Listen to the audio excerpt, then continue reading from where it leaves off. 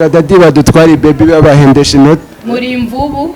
abashuga dadi badutwara baby babahendesha inoti muri imvubu ubonye umu ex wawe muramutse mubwira uti uri imbogo dia ex erico caratumye bampeba TikTok ije bambwiye atumviriza urahiba ubusazi canke uhebaje nanje ati hako mpeba gusara hako mu mutwe mererwa nabi ntevyewe nta muntu afeta nta muntu abavyeyi bacu bari muri systeme yaho akazi ni kwigisha no kuja mu gisirikare ibintu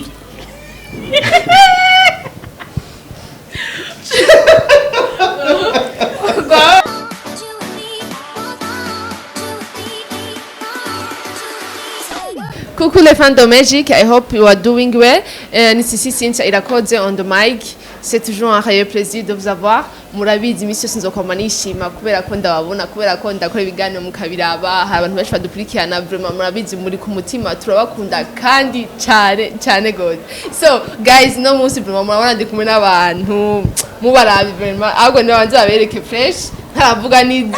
zina babiti Black Max. Voilà, na TikTok. Na TikTok voilà uno musi bano batugendeye muri mu bwami bwa Magic ego murabona vraiment baraberewe reka kwanza ubwa mbere mbanze ndabakanya babanze babaramutse cyane umwese abibwire izina ryiwe ngira nabaramutsa turahera okay ku mazina nitwa Rugamba Eberard kuri TikTok nitwa Rugamba nkandi mu TikTok mutoya ariko nabanyitse boss umukobwa yihenze oya nibisanzwe bafunje nayitanguje le groupe bien sûr. Okay nitwa Alvin Sheila ndayizeye amazina yo kuri TikTok aguma hinduka naraye mpinduye n'ubundi ni Vince canke bucibaruta canke mama rumwanga byose. Nanje ndabaramukije ni iteriteka Cynthia amazina yo kuri TikTok ni Doratsisi murakoze. yes wa muhungu w'agapira umutotso miel wa muhungu w'ururato ndasabye gato banze ubereke icyo kirato wambaye kirato naracambaye nimwe video ndiko ndaja kumuresha yambaye ingutano byarase ko nkuru kuguru hasi umujama yarenze iki kirato ni cakera cyane cambawe n'abayuda bagiye kubamba Yesu abakizi muri Bible murakizi ndashaka kubaza ikibazo ego ndashaka gutana kajya gashugwe ako ni keza karateze mbona ariko turavuga ni ganyo giheze yes ni Mr Mbonati ni heavy voice umu TikTok wanyu umwanditsi w'indirimbo Dolimbogo Kirundi version uratoshaka izina ryawe rya vrai hein ndagusabye tugire akapera tutaratangura muzo mukoze ego twinjire muri vibe okay twagiye abashuga dadi badutwara baby babahendesha inoti muri imvubu abashuga dadi badutwara baby babahendesha inoti muri imvubu ubonye umu ex wawe muramutse mubwira uti uri imbogo dia ex uri imbogo arave ex donc aba ex ni dure bamwe tuziranye amwana dufitanye umukobwa n'abari imbogo cyangwa ngo n'uwari umu ex cyari cyose ni imbogo kwa ari sitwe twabivuze ari jewe nta mu ex mfise ni uririmbye ni bafite aba ex je nta mu ex mfise none mu bwa rugamba muraruntanye ni mama birakomera hasi ngo birakorohera sofu ujya mu ex love wanje tukivanga abasheri bacu ukaba ntaco ariko reka nyemera kuco kintu kwanza je ndavye ku ma TikTok mukina ibintu genre mukina vraiment si bon ndabikurikirana ndaraba ama video nkaraba eske muri mwebwe harimo abari muri relation genre bari en couple basaba chérie n'aba kumpeba ako bon muri mwati icupa ni baby icyo kintu kirakomeye wabona ati oya rindira jeri kintu ngomba kugaruka inge gato rero apa ya TikTok turetse n'ibya TikTok stati za WhatsApp zonyine zituma baduhera sisi ababonye n'amasitati yabo ndayaravye sishobora kumara iminota 5 na postinze ntigikunda kandi gupostinga ni birofa gusa rero ico caratumye banteba TikTok ije bambwiye tumviriza urahiba ubusazi canke uheba jewe nanje ati hako mpeba gusara hako mu mutwe mererwa nabi ntevye wewe nta muntu atweta nta muntu yokomera gutwara umusazi nkawe yakubonye kiretse umwe wenyene yiyemeje nawe nyene ndamwumvira ikigo Ubatse kubatse kuguheba kwera jewe. yego basha Foto abi wacha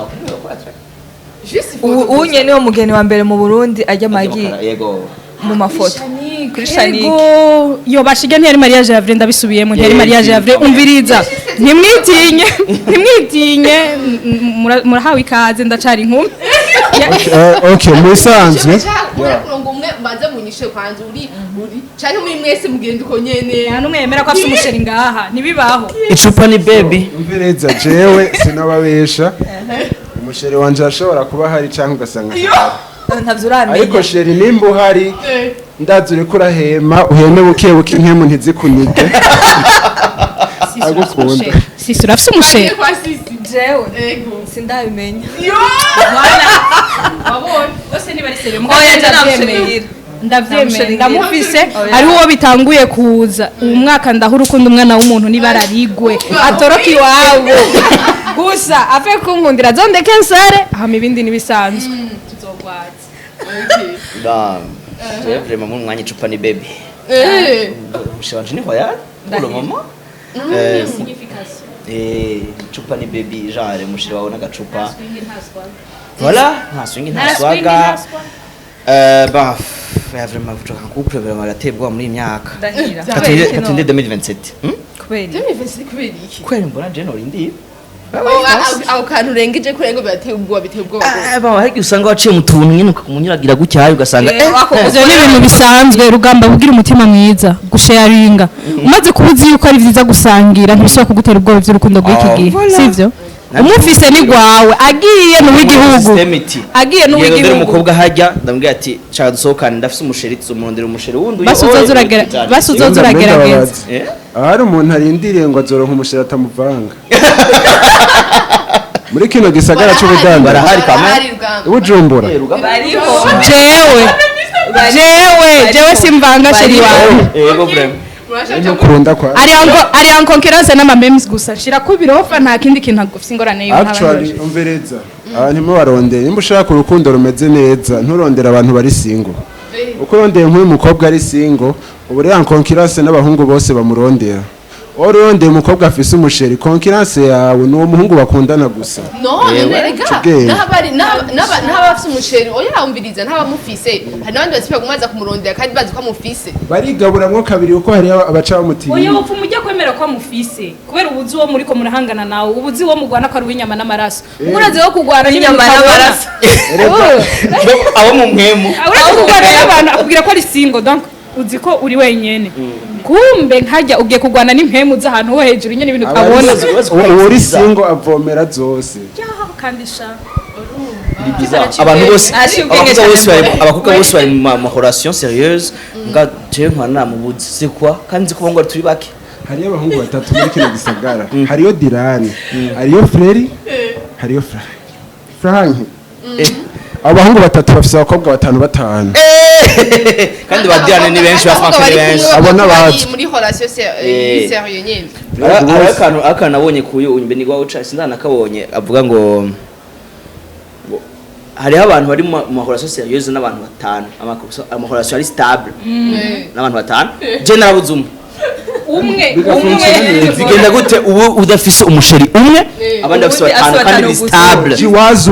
umusore wa Buja arashobora kuba fidèle ku bakobwa 10 muga j'ai une question le 14 itaenda je ni infidélité le 14 bizogenda gute 14 turiteguye ngaho imitoma twaratanguye hazoca wambaye umva wambaye plastique uzosha ni ivyuma gusa ansha ari abandi ibintu nk'ivyo bitaturaba genre byoroha kuje hagute uri umuntu dufatira umutipe kugira nk'abakobwa nka batanu bigenda byose ndavyumva tipe batubwiye inguvu muzikura heze kutugerekana ko turi batanu muzikura tugarira twatumenye abantu munkwegere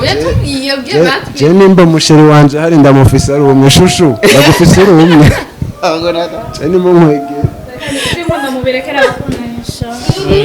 sawa reka birafise bene vyo ntacyo muzobaronka rega bon muracahari muzobaronka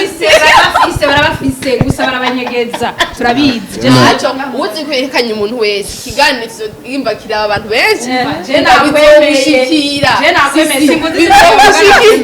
jewe ntuhari je namwemeye simvuze izina ryiwe nimba ari 10 barimenya mbwa nakwemeye sawa wumvise uce wiyumva sisi niwe yagize iki oya sinamwihakanye gusa urumva hariho ibintu byose sivyo kuvuga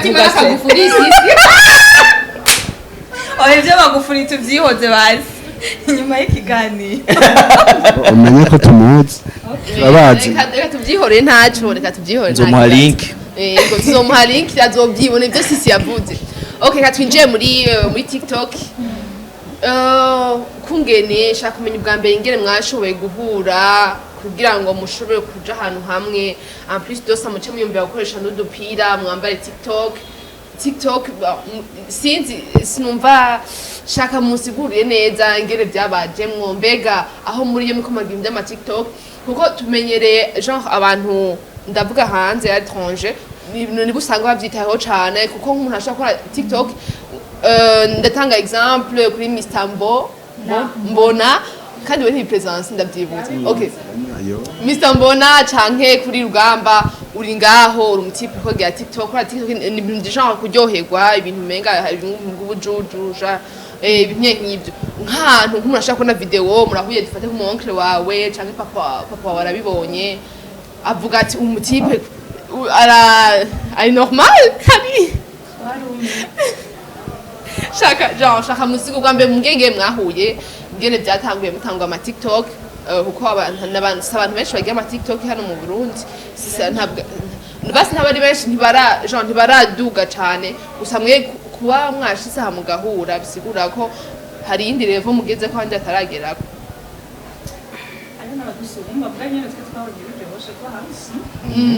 hariho n'abadusumba peut-être hari abantu benshi bafite ama views menshi bafite ama likes menshi bafite ama followers benshi kudusumbya mugabo urumva twebwe guhura je ntacyo ndabivuga ko cyane vyahereye kuri uyu mugabo niwe yazanye group yego sinzi ingene byamujemo araza kubabwira ingene iyo group yayicreye sino TikTok mwese nibaza ko yatanguye ku gatwe kiyo je ndibuka ko ninstalla TikTok ndiko ndaraba narabibona nyene nkabigira nk'ibintu byo gufyina byo kuryoherwa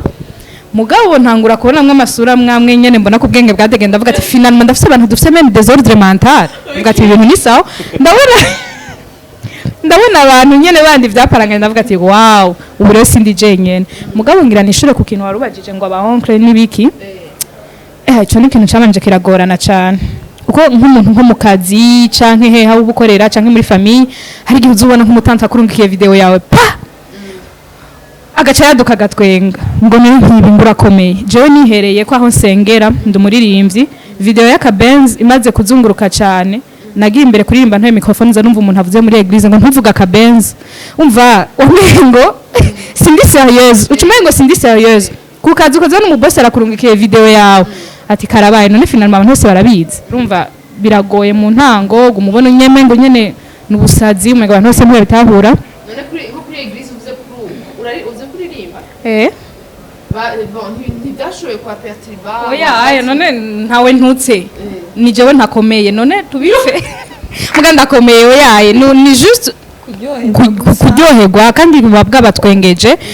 ntibabifata hariho abantu n'ivyo bagira ibintu bakabigira ivyatari mugabo urumva barabona nyene ko ari ibintu vyo gutwenza abantu natevye ndamenyera mu nyuma hariho abambaza ngo bijya bintu ngo nibiki abantu benshi batari bazi TikTok mu Burundi agace kugira ngo bijye bigira gute nuko nyene ntaguciriyemwo hariho n'abantu umuntu ushobora guhura nko muri ville mugahura akakuraba neza akabona ko udakomeye atabwiye ngo ufise nyine akabibona ko atabwiye ngo ufise ariko ukuntu bivanye n'ukuntu akubonye atarakwiteze umva bimwe hariho abantu biyumvira yuko mu buzima bwa misi yose bimwe ukina muri TikTok no mu buzima bwa misi yose uri mwibarabara aba ari byo burimwo akakuraba neza akavuga ati none wowe birashika ukiyumvira basi ukicanye na ukabapoze nyene ukiyumvira nk'abandi nyene ukuntu nk'abandi nyene ukiyumvira nk'umuntu nyene akomeye umva nyene umuntu agafata nk'uko umengo nubusazi cyane nukomeye mu mutwe umuntu mugahura ukumva arakubwiye ngo none cyangwa ukumva ababwiye na mama wawe ngo none ngo ujye mukobwa warakomeye canke bakabona nyene kumeye ngo nta kintu kizima ushobora gukora urumva nta kintu kizima ushobora gukora nta kintu kimwe umva nta kintu noneho gitonze ku murongo ushobora gukora nyene bakabona kumeye ngo nubusazi ariko nyene ivyo siko biba bimeze umuntu nyene aha kuri TikTok urashobora kugenda kugira ngo hari abantu birirwa mu stress menshi baba bafise ibibazo bitandukanye ku kazi yagize ibibazo kanaka agashika gatora telefone yiwe akaja kuri TikTok abona na video yawe agatwenga atari no muri gahunda yo gutwenga karuhuka mu mutwe hamwe unashobora kugira ati sisi je nuko kumanura nduhura tori fan uranduhura mu mutwe video zawe zirangyohera tori fan uraduha kuko bahora baguha nta makuru dufise ahubwo ati je nukuri ndakunda ama video yawe uranduhura uranyibagiza stress zanje ukumva nyene ni ibintu kavuga ati vya bintu kumbe susazi hari abo bifasha kandi nawe noneho biragufasha kuruhuka ukumva nyene akayaga karaciye mu mutwe ego kandi rero abantu barakwiye kumenya TikTok ni TikTok canke ni nkuko basi wowe uri mu kandi kazi kariko kosotse na TikTok ndazi muraza kubishika ko hari n'ibindi bintu muri imwe bijya vy'inyuma ya kamera ni nyuma ya kamera nkinya ndi mu rukundo basha ni nyuma ya kamera nimuce mwibaza ngo niyo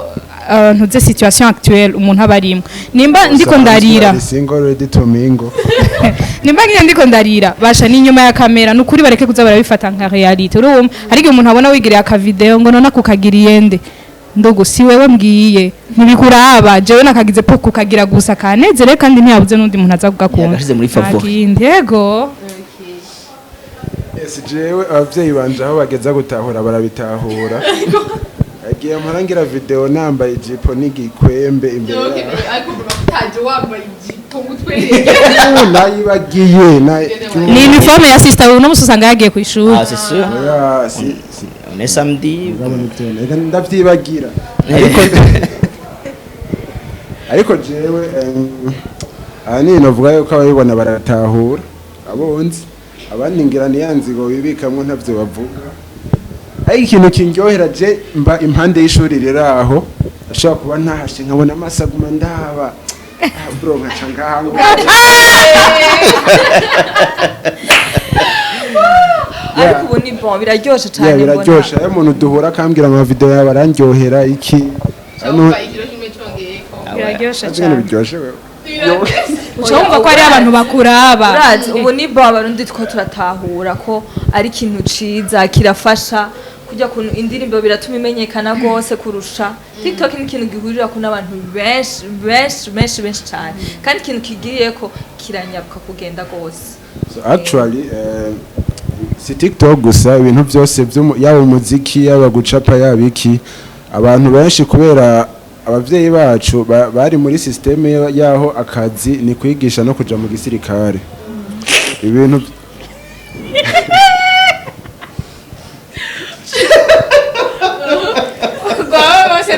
n'abasirikare n'abigisha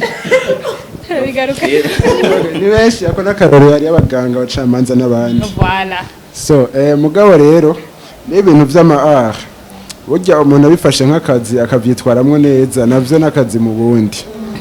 vya TikTok n'akazi iyo tundadufise kuri TikTok haraza akantu bagabo nukuri kandi rero TikTok burya ifasha ibintu byinshi turaba influencer hayo umuntu atabazi company yawe ugira ukore jawa akabanzi akabamfana akabankunda ndaposta nkavuga ati hariyo company ukuntu yo gufasha ibintu ibi nibi akagenda ugura ivyo bintu kubera abonye ndabivuze so nakazi uko je biranyinjiriza nawe bikakwinjiriza nimba ari video nkoze nkayimonetiza nakanoti kinjiye nimba ari umva nakazi bro ndikumvuga bro kandi hariyo n'abavyeyi ibaze nakazi bantumye nka jeme debut kuri TikTok je nabonye kwa mutoyi wanje yagira ama video haka video chegera chakaba viral kibaju ati ibintu bigira gute cyanigisha nyine babigira kwibaca mugatesha wacishamo indirimbo ya Malone isubire mu ndasubiramo mbona biraryoshe kigene se telefone vraiment kwa TikTok image yari siyo image gutya bujije chenja kuri telefone ishobora kujamwo TikTok ndagira TikTok buke ngayivanye n'ahantu narindi n'ivyo narimwo nkabura umwanya sinayikora cyane TikTok ngapa après rero ubu twageze guhura sinzi waga TikTok ntazongera TikTok duhura turi muri bonne action mu Gatumba gihe hari habaye imyuzurira en 2020 ndibaza duhuye turaramukanya turamenyana biba byose hama ndataha ndamuna yakoze video kimusheringa yamunkiye message ngo naguhe ngo by'ubusheri tubihe ngo by'ubufiance tubihebe ngo aho bigeze ngo imyaka tumaze ngo by'ubufiance tubihebe message cyacika wacamandikira wewe iki niki twarashwanye tu mugani vyari vya vrai quand même byari vya fake bien vyari sûr vya TikTok shari mukongomani kaza ariko arabivuga aho sinari bwagere kuronka n'umusheri nayo acha mwandikira je t'ai trompé avec ton cousin avec ton meilleur ami et tout akirunka message ya message kuri irashitse je décide de rentrer au pays je vais t'épouser et tout et mu diaspora wacha telefona muri call center iravuga ati heureusement niyo nakora yari réalité yo nakora bien sûr cengira duo ndagira duo ndavuga aransigurira ko byagwaye ngo il faut arrêter vos messages mva ndayikupe tu ntivyakumvye ntibibaho je ariko ndakina TikTok muga ko byahuriranye akora muri call center acagira duma usanga birahuye avuga ati finalement video irahuriranye n'ivyo ndimo cengira duo rero yiwiwe hama uko sisi yacanganikiwe ndazi ko ariko mwacanga bien sûr bisaba yuko muja ku ma account yabo kugira mu muze kubirawe yego hama iracariho iracariko je iriko hanyuma rero ubu turamenyana ubu namubona madame ninde hajya niko namwita tuhora umunsi umwe nawe nyene kuri Monsion muri ville bwa mbere yego muri ville turaramukanya ngo turatinyana muba kuva ico gihe duhuye imodoka yacu ihagarara nkamuramutsa amusi yagiye mu rubanza quelque part ati sisi hagarara ngaho nturengana hagarara maze ndakuramutsa ndamuramutsa hama je ndafise ukuntu vraiment kuboroka mu visage biramba ko vraiment kandi je sintinya hakunigwa n'ijambo nigwa n'uri bariye nkahura na Olof duhuye nkamuramutsa DJ Fanny turahura na DJ Fanny namgize duo arabaza ati umuntu yagize duo ninde arangati ni rugamba yayigize barandungikira turaja en contact chat none pourquoi pas tokra groupe twashamo gucafata deja mu nzu wacu turi batatu ya TikTok turi batatu groupe y'abantu batatu nkashiramwe uyu nkashiramwe DJ Fanny naca ndababwira ba admin shiramwe uzi baratewa baraba benshi muri groupe ba sinzi nzo ku verify bariyo vraiment bariyo bose Paolo ba Angelo bari muri groupe umunyagasenyi yego turagutahije ni benshi abo baguci jendi kinsta ko turavuga ni benshi vraiment barimo hama rero l'histoire y'udupira twabaye invité muri anniversaire ahantu y'umu tiktokeuse adutumiye tubati none quand même ko tugira différence tubateka tugende mu anniversaire ya DJ Fanny yatumiye vraiment anniversaire nziza nziza cyane ati katwe dukoresha dupira na design yakoze umuntu wo muri TikTok nyene kwa Baptiste we ni mbona open design gushirako mugi ntuze nije nayikoze umutoto design uno yayikoze hama gushirako nga anye ni yitwa Jean Baptiste gapiki kwa kuri TikTok hama twakoresha dupira turagenda turikuramo ubwenge kuri 21 November turatamba abantu turabantu nyene kumwe bavuga ngo turababwira por ubwenge bakabwikuramwo turaje mu anniversaire biraryoha turamuha gift natwe go na DJ Fan turamuha gapira nabandi aca kumakoresha dupira nyene abo batashoboye no kuza cyangwa dusha ko baronse iyo message batagize reaction kuri message ya Sisi donc le groupe est là gusa barimwo kandi yama itanga ikaze je no muri TikTok ndabandikira abarundi nziti karibu cane karibu muri groupe karibu dukorere hamwe zo turahana ama link y'ama video twakoze tugira ama view dusheko ama like tugira ama share urumva ibintu indirimbo muzigira ama challenge nk'abantu bazi gutamba nga abantu bazi kwakitinga indazi gutamba je twebwe mwazi kwakitinga sanze gutamba kugira ama tumera nk'abatamba bayibona mumera nk'abatamba nyene hama nuko groupe yabayeho kandi nabandi bose bagira TikTok i Burundi karibu n'abari hanze y'igihugu b'abarundi bakaye kaze muri groupe je turashikiranira dushikirana hama peut-être ngira tuzoteba dutera imbere muri TikTok kandi muri ya ntumbero nziza yo kuduza umuziki wacu n'umuziki w'abarundi ibintu by'abarundi vraiment twena atugize akantu kumva kumenya objectif umwe yakoreye hariya undi yakoreye hariya gusa ubu mwaragize groupe kugira mushobore kumenyana mwegerane objectif y'iyo groupe ko ari wowe wayikreye objectif yayo ni ya objectif yayo bwa mbere kugira ngo abantu bagira TikTok i Burundi tubonane tumenyane iyo ni rya mbere ya kabiri nayo niyo gusharingana ama opportunity menshi ashobora kuza muri bintu bya audiovisuel ashobora kuza mu bintu vy'imiziki canke meme ama TikTok kujya tugira ama live nika umuntu akavuga ati je musi je mfise ni tukadebata ko etu objectif niyo ko ashaka umuntu agize ikintu aronse ikintu ashobora gukora kandi ndashaka kuronka ikintu ashobora gukora ati ugambagira challenge je gutamba vraiment nta mfise amaguru abiri ya gauche sishobora gutamba Tembwira uzi gutamba ati gira akantu hamara umuhaza kuguha quelque chose ukacubikora ni hari ibintu hari amafaranga muhamuronka none yaba gafara abantu baronka amafaranga kamwe oya TikTok ubwayo peut-être siza n'amahera mu gikurungika mu bigo hamwe je sinidoga vraiment sinidoga TikTok yaramaye hariho nta bwizina yagitse ka video chat uyu muntu aka video vraiment ona ugasha kuri statut ona ikintu cyama statut yateye ubwoba muri iyi minsi ashaka kuri statut uyu muntu ndamukeneye umubona amubwira ampe numero nyandikire gaca mwandika zona kuruki nka 100,000 ugati aya mahoro yamaye kubera iki bona bunye nyotewe ngo washizeho ko video ngo nyotewe nubundi nico gituma nubu nkivuga nubu ndafise muraze ndabereka ahantu hari akabenzi karyoshe je mwe muragura je ndahabereka ngo na nkuwo usanga ndasharindiriye iyo map mu sindaronka yego azi imyaka ibiri amafaranga tuyivura muri umwanya muri TikTok ndibaza ko kuva mu nzira z'abafana babo donc bakabaha amafaranga bashimye iragushira n'inzira yagushira inzira ikakugurira utuntu twinshi utari witeze ukumva baraguhamagaye atavyo witeze ugashika ahantu ukabona ati ndakuzi watinga neza ingo udufasha iki kintu nawe nyuragishoboye wadufasha urumva hari abantu umva nk'umuntu akubwiye ngo none ngo buryo busazi ngo wigira ngo je ndashaka kumenya ngo TikTok irabahemba irabahemba ibintu mugira hajyanye ugasanga ngo je bambwira ni yarandagicaramwo ngo bakarurisiga ibiki n'ibiki ibyo bintu biraguhemba cyane nimba uwo munsi to biri kwirampemba ariko ejo ndashaka kuvuga ati ejo ndashaka kunzanira ikindi kintu gishobora kumpemba naho TikTok tompemba ejo gashobora kumpa ikintu gishobora kumpa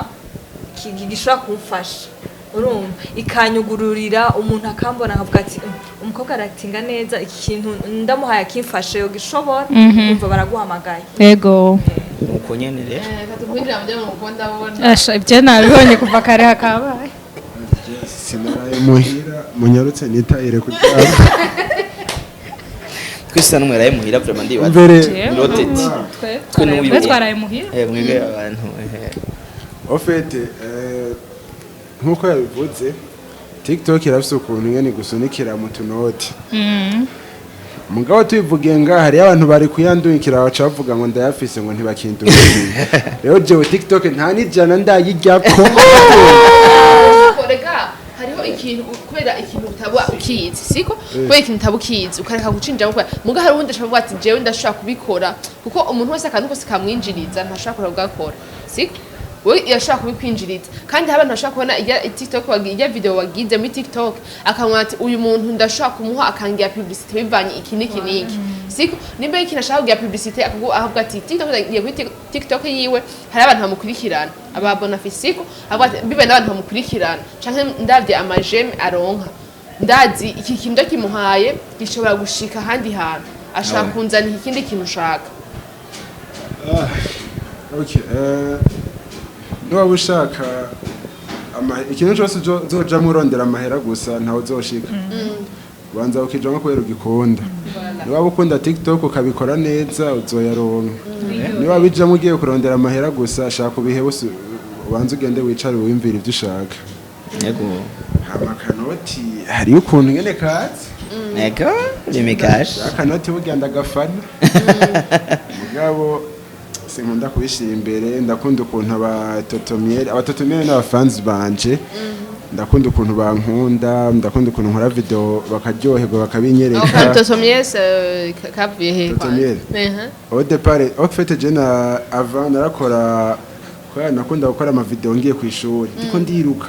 hari gihe wasanga nacerewe kwa je ku ishuri ndakunda gucerwa naca nkora video nacerewe ndavuga ati wana nta mwanya mfise wo kwambara umupira wa TikTok n'ibiki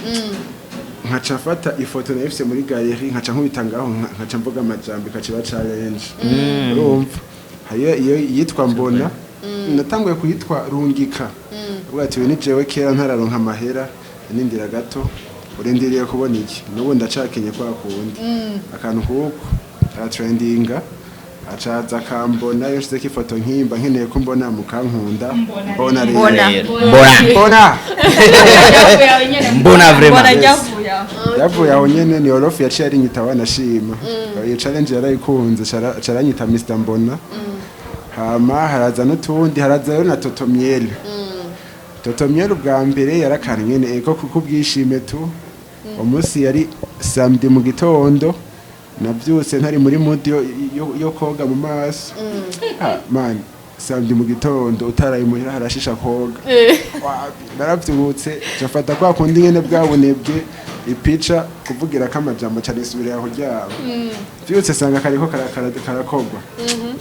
ndavuga ati akantu kwera ukuntu ufite izambere zaramara igihe mbwa zigatrendinga ako naho katanguye gutrendinga ku munsi wa mbere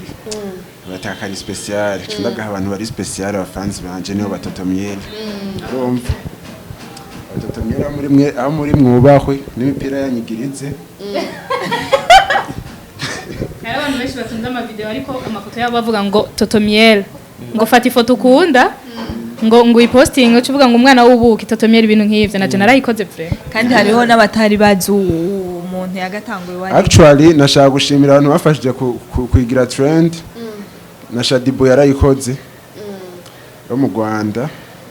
hama ikindi naco novuga nuko yes TikTok iraryoshe bagabo TikTok iraryoshe ubwo mugiri izo kintu bagombugira ashaka kumbugira mwaca munyiruka wana na kimwe alez bisanzwe turazi yuko bisanzure alez usanzwe wikuramo ubwenge none si uko wigutinyiki nta muntu byoroshe gukora nambaye umupira wanje nkenda wambaye none ntabwo wabuka wababya awugendana hinge gato abantu mu muzi mbona kuri TikTok hariho abantu mu makomantere na mambo n'imisozi ngo n'umutipe afite umupira umwe za Instagram zose zahe umupira ungeza ahantu awumara nyina kandi kindi naco none umupira umeswa ryari umajyari sisa muganda tere nkuru tugarutse ko hari umuntu wasanga mwigana kuva 3e agashika muri premier agaheza ishuri yambaye ishati ya uniforme imwe ntiyayimesa none twe nitwazambara sawa intwari uyimesa mu gitondo 6h uja kushira 7h umupira wa kazi ya kapola sisa basha uwo mupira no musimuraronka inyishu yawo umupira kumesa rya so yo mperuka kumesa muri 2021 hari muri natanguye muri janvier nawumeshe uwo munsi nuko nturasubira oya sindasubiye uwo mundi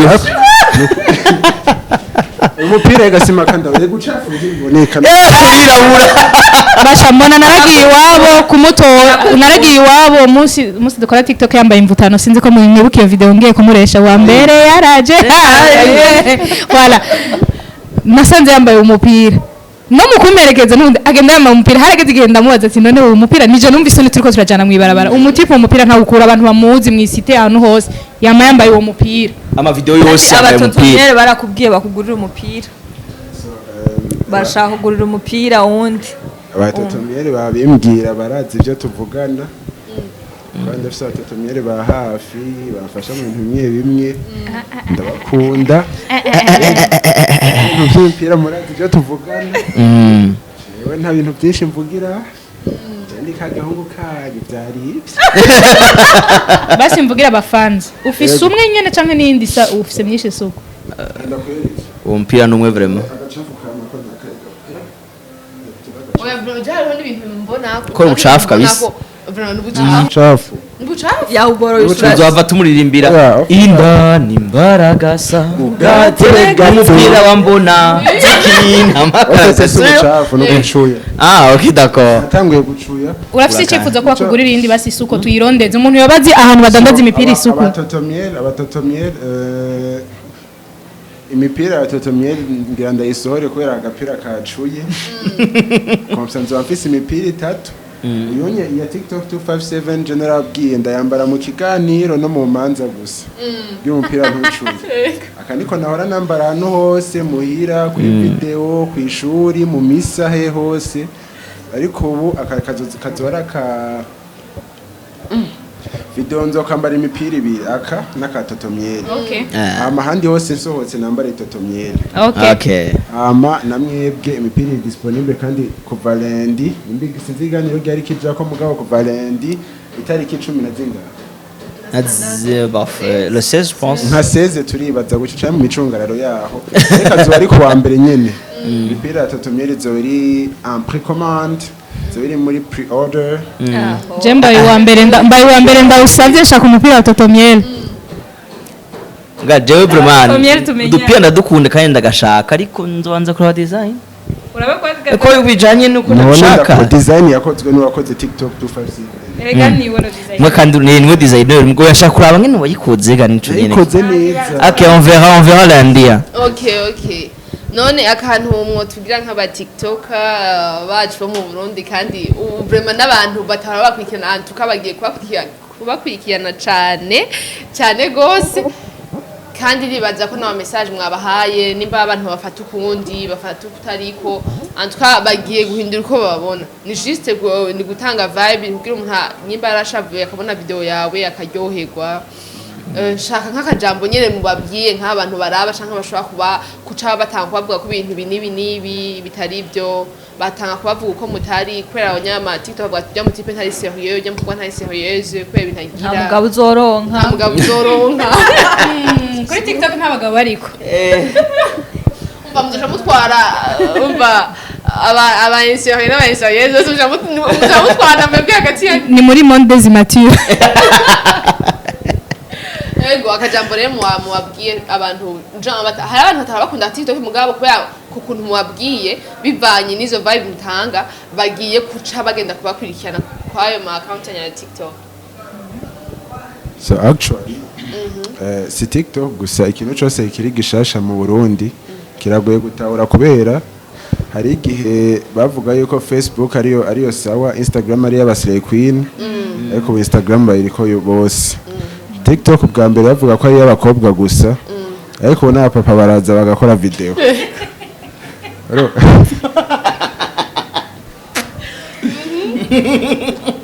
rero ni bati abatiyo video yagutya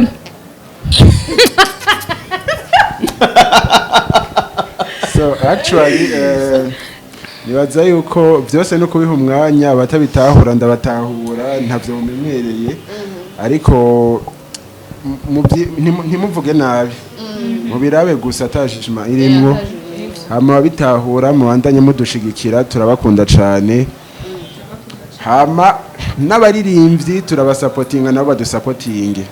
kubera ya Boja Flavor nayo ihagaze gusapotingana dusapotingane twese yes ego nanje ico novuga nuko abantu boreka gufata